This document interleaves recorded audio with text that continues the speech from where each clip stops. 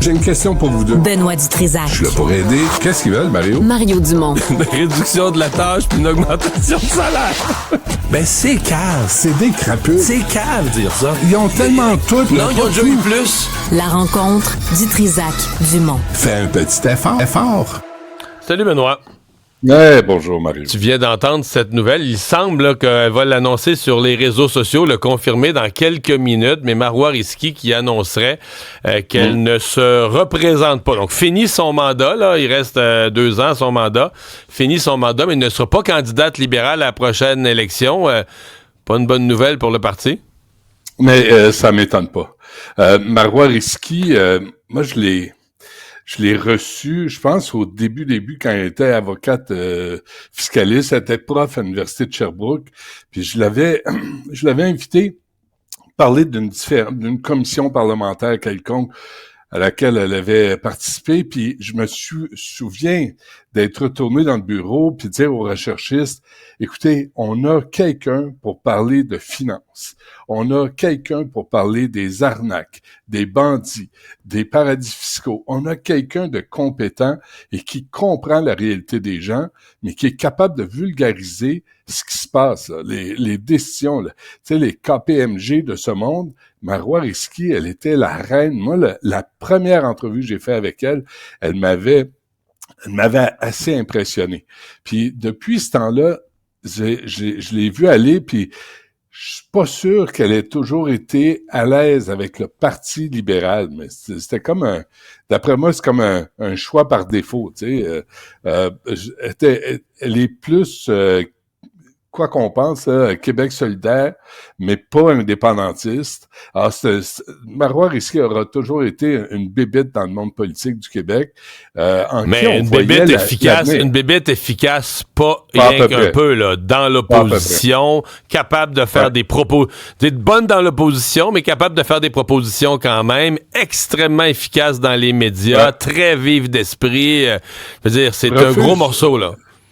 A refusé d'être... Marois Risky était la chef naturelle du Parti libéral du Québec. Si tu voulais relancer ce parti-là, c'est cette femme-là qui devait le porter. Ouais, mais là, deux bébés, Benoît, oublie ça, là. Non, je comprends tout à fait, et je comprends sa décision, puis peut-être, tu sais, puis d'être toujours assis en arrière à ne rien décider, je pense pas que ça fasse partie de la personnalité de Marois Risky.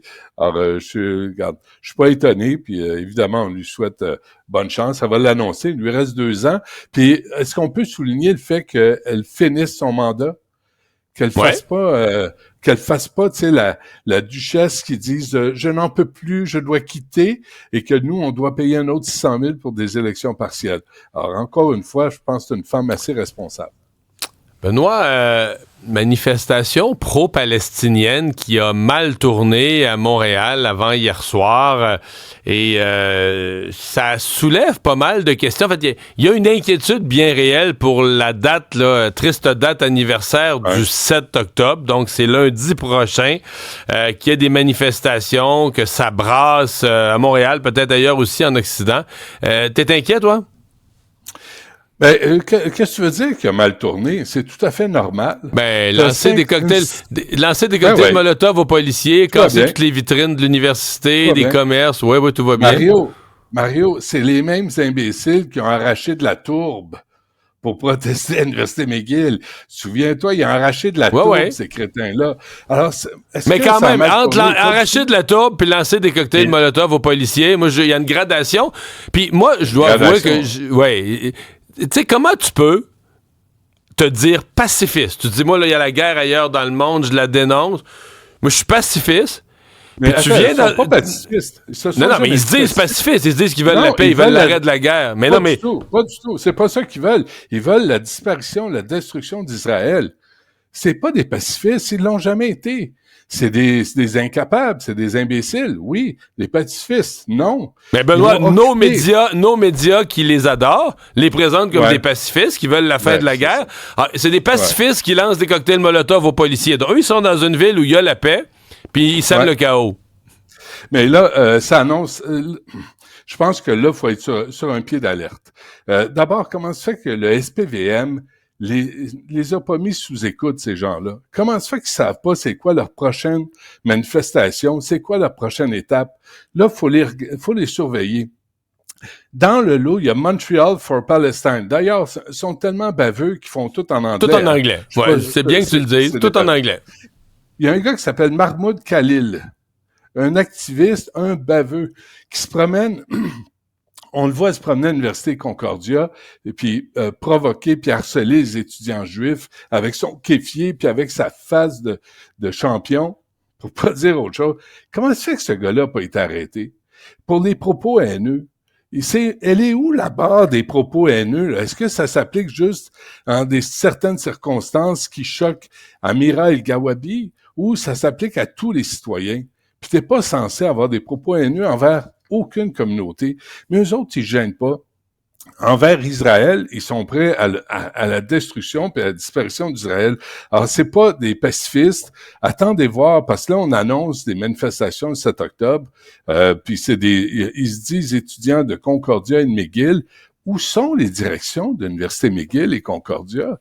Où est la ligne qu'on va tracer dans le sable puis dire, là, ça suffit? Puis mais ils ont 40 000 étudiants, là. Ils n'ont pas le pouvoir, le recteur n'a pas le pouvoir.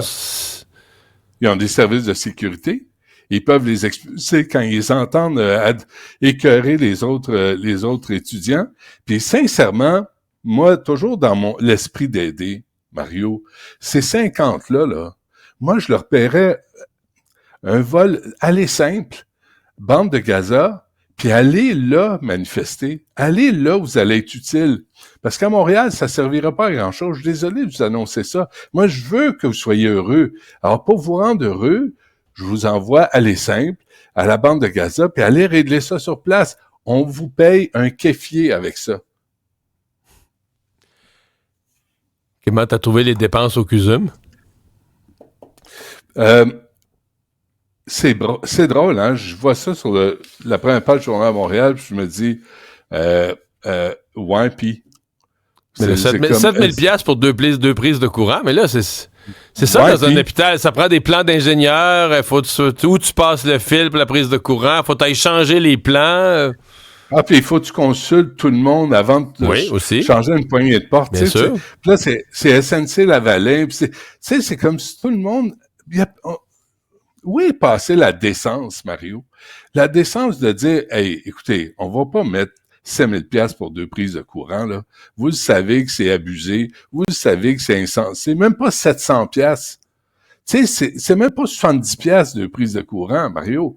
Mais il y a personne dans toute la chaîne alimentaire de ces profiteurs. Il y a personne pour dire, OK, on arrête ça, là. On n'est pas obligé, à chaque fois, là, de charger des prix indécents pour des prises de courant, pour des poignées de porte, pour des panneaux pour interdire de fumer. Ça coûte rien. Non. Tout le monde est là, puis il veut se gaver, veut se goinfrer comme s'il était au buffet, puis il n'avait pas mangé pendant un mois. Fait que, moi, je suis blasé devant ça. Je suis blasé parce que il y a pas de conséquences. Il y a pas, tu sais, personne n'est interpellé. Là, c'est le bureau d'enquête qui sort ça. Non, mais c'est instructif, Benoît. C'est instructif. Mais c'est frustrant. Ouais.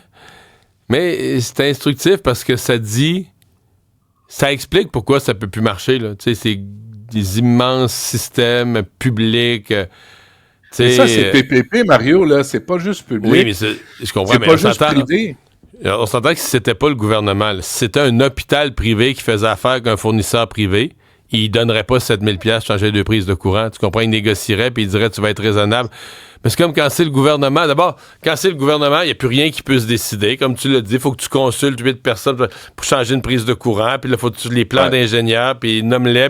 Fait que ça finit que ça coûte ça. Là. Ça finit que tu es capable de justifier une facture de cette grosseur-là parce que tu n'es plus capable de revirer ça. Comment ça se fait qu'il n'y a pas de normes?